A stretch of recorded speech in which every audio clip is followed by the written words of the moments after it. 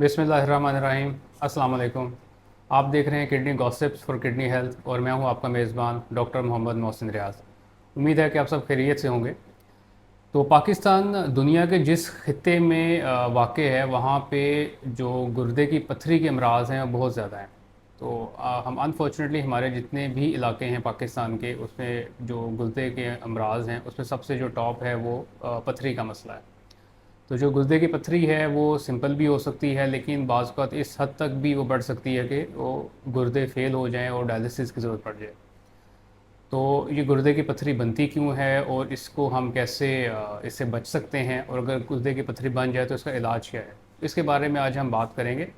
लेकिन अगर आपने अभी तक हमारा चैनल सब्सक्राइब नहीं किया तो बराए मेहरबानी हमारे चैनल को सब्सक्राइब करें और बेल आइकॉन पर ज़रूर क्लिक कर दें, ताकि हर आने वाली वीडियो आपको वक्त पर मिलती रहे और आप बेहतर तरीके से अपना और अपने इर्द गिर्द के लोगों की सेहत का ख्याल रख सकें।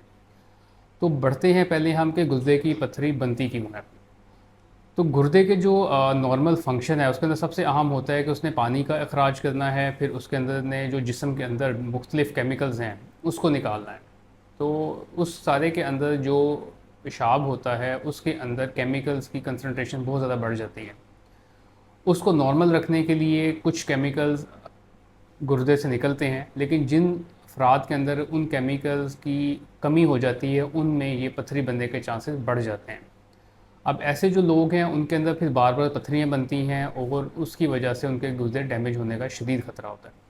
तो इसका सबसे पहला हल तो ये है कि हम पानी का जो इनटेक है, यानी कि जो 24 घंटे में पानी पी रहे हैं उसकी मकदार को बढ़ा दें, ताकि पेशाब के अंदर उन केमिकल्स की जो मकदार है वो एक लेवल तक बरकरार रहे और उस इतनी ज़्यादा ना हो कि वो इकट्ठी हो और उसके वहाँ पे क्रिस्टल्स बनना शुरू हो जाएँ। तो पहला हल तो ये है।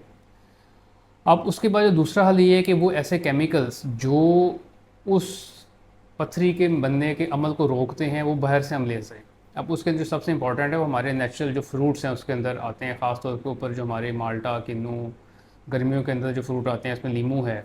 तो अगर आप सिंपल अपने खुराक है रोज़मर्रा की जो पानी डाइट आप लेते हैं उसके अंदर लीमू का इस्तेमाल करना शुरू कर दें, और जो पानी पीते हैं उसके अंदर दिन में 1 या 2 गिलास शिकंजी बना के पी लें, लेकिन नमक कम या ना हो, उसमें नमक ना डालें।